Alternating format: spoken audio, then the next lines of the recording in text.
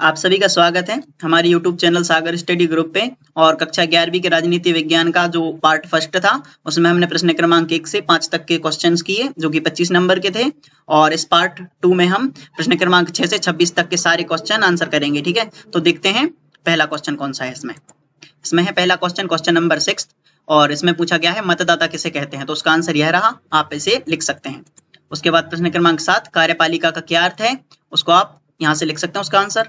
और प्रश्न क्रमांक 8 संसद के सदनों के नाम, और इसका आंसर यह रहा, आप इसे लिख सकते हैं। प्रश्न क्रमांक 9 सामाजिक न्याय से आप क्या समझते हैं, और उसका आंसर आप यहाँ से लिख सकते हैं।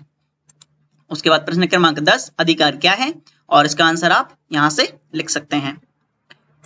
प्रश्न क्रमांक 11 नागरिकों के कोई 4 मौलिक कर्तव्य लिखने थे, तो इसमें 6 दिए हैं, आप कोई 4 अथवा चाहें तो 6 ही लिख सकते हैं। उसके बाद प्रश्न क्रमांक 12 राजनीतिक सिद्धांत पढ़ना क्यों आवश्यक है, तो उसका आंसर यह रहा, आप यहां से इसे लिख सकते हैं। और प्रश्न क्रमांक 13 सकारात्मक स्वतंत्रता से क्या अभिप्राय है, और इसका आंसर यह रहा, आप यहां से इसे लिख सकते हैं।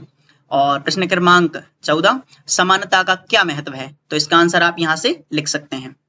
प्रश्न क्रमांक 15 भारतीय संविधान के स्रोत बताइए, और यह प्रश्न क्रमांक 15 का अथवा है। ठीक है, ये अथवा है और इसको आप यहां से लिख सकते हैं। यह रहा, यह भी है।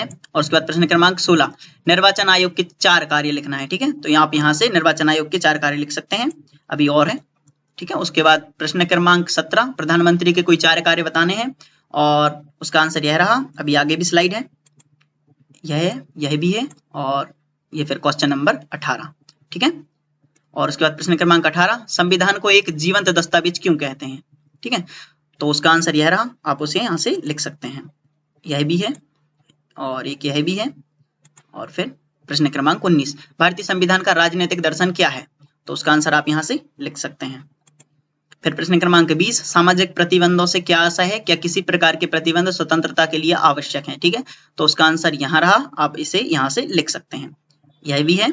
और फिर प्रश्न क्रमांक 21 शांति कायम करने के कोई 4 तरीकों की विवेचना करनी है, तो उसका आंसर यह रहा, और यहाँ भी इसका आंसर है।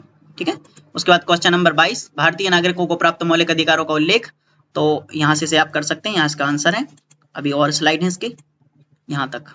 और फिर प्रश्न क्रमांक 23 लोकसभा की शक्तियां, तो इसका आंसर यह रहा, यह भी इसी का ही आंसर है, यह भी और यह भी।